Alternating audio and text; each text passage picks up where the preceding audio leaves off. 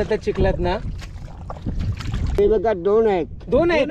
अरे वा. हे बघा हा ठीक आहे, घे पिशवी घे.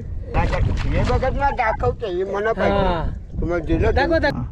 तुम्ही पकडा हो त्याला. दाखव बरं सोडा. हे बघा हा पळाला बघा कसं पळतो तो. आता पकडा.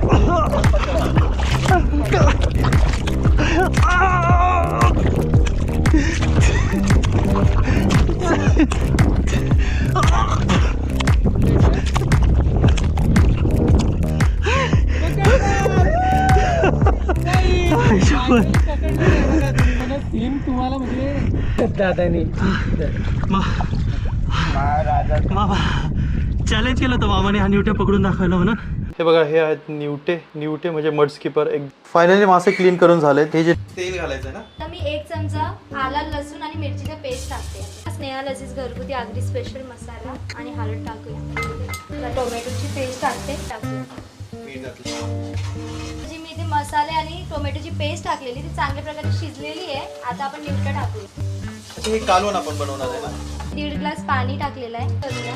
एक उकळ आली ना की आपण चिंचेचा कोळ आणि खोबऱ्याची जी पेस्ट बनवली ते टाकूया. तर आता रेसिपीला उकळ आलेली आहे. आता मी झाकण देणार आहे आणि 10 मिनिटासाठी झाकण देऊन ठेवणार आहे. तर इथे घेतला स्नेहा लजीज घरगुती आगरी स्पेशल मसाला 2 चमचे, हळद घेतली अर्धा चमचा, मीठ घेतलं चवीनुसार. आपण 1 चमचा घेऊया आला लसूण आणि मिरचीचा पेस्ट. लिंबू पिळून घेते मी अर्धा. थोडंसं तेल घेते मी मिक्स करण्यासाठी. इथे बघू शकतात मी सर्व मसाले निवट्या माशांना चांगल्या प्रकारे लावून घेते आणि मसाले लावल्यानंतर आपण 10 मिनिटं मॅरिनेशनसाठी ठेवूया.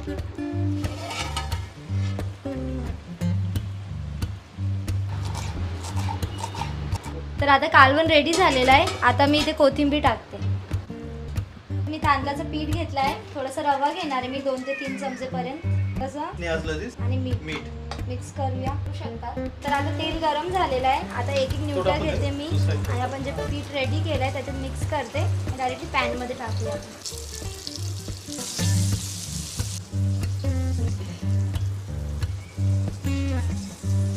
फायनली सगळ्या रेसिपीज मस्तपैकी तयार झाल्याने असा खमंग सुगंध सुटला. तर सर्वात आधी आपण निवटे टेस्ट करू. म्हणजे बाहेरची जी लेअर आहे ती एकदम क्रिस्पी आहे आणि आतमध्ये एकदम असं सॉफ्ट आहे. अशी भाकर आणि कालवण. भाकरीसोबत अजूनच जबरदस्त लागतंय कालवण. कालवणातला निवट्या बघा काय मस्त शिजला आहे. सेंटरची जी बोन आहे ती इझिली बाहेर होते, सेपरेट होते.